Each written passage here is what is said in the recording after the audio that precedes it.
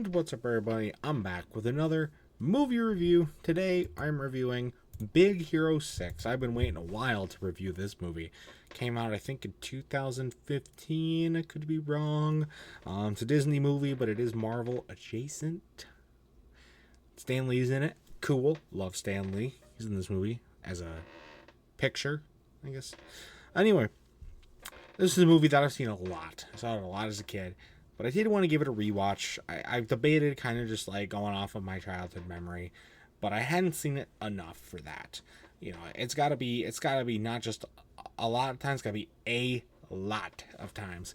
This movie, I did give it a rewatch, and I gotta say, I was genuinely happy with it. I got a lot of thoughts. Let's just jump right into it, shall we? I love the name Wasabi. It's weird, but I like it. I don't remember that from watching it, so that was cool. I remembered it. They go off of a very cliche kind of character arc here, where the main character's like mentor, the guardian mentor person, dies. I guess at this point it'd be early in the movie. Sometimes it's before the movie. This time it's in the movie. It's pretty cliche, but honestly, it's kind of nice. Not kind of nice. Kind of nice that they did it well, because it does work well in this movie, as it does in most movies, though. So Baymax is so funny. I forgot how funny Baymax was, because he's just a robot, and you know he's a funny little robot. And then the part where it gets low on battery, we drunk. That's kind of part that I thought that was funny. So Baymax is hilarious. I love Baymax. He's so cool. He's so cool. And with his air, we're gonna roll. But yeah, I like Baymax. I would also think of like a Baymax, actual like Baymax in the world, like that you could have your own personal Baymax. I think that'd be cool, wouldn't it? Maybe not just as a healthcare companion, but kind of maybe more generalized stuff as well. I mean, I think that would work really, really well in real life, and I'd love to see someone do it. It would be pretty darn cool to see someone to do that. The suits that, what's his name? Hero? His name is Hero. No, also another weird name, Hero. He creates all these suits, and they look like Skylanders. Especially Fred's suit looks straight up like a fucking Skylander. It's like, I didn't understand that when I was younger and watched this movie. But looking at it now, I was like, God damn, that is just straight up Skylander shit. It's a cool looking suit, though. Will not lie, but it is a it's a weird one for sure. It's like a Skylander. And also throughout the movie, I mean, it's a hybrid of like Tokyo and San Francisco,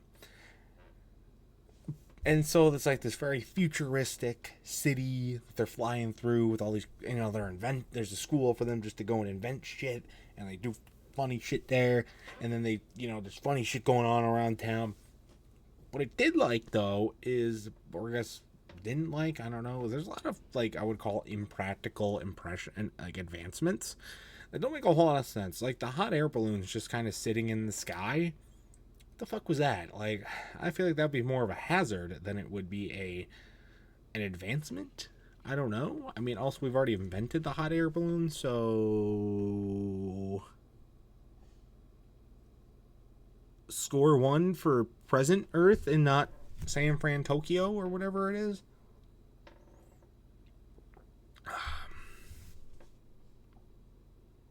Maybe.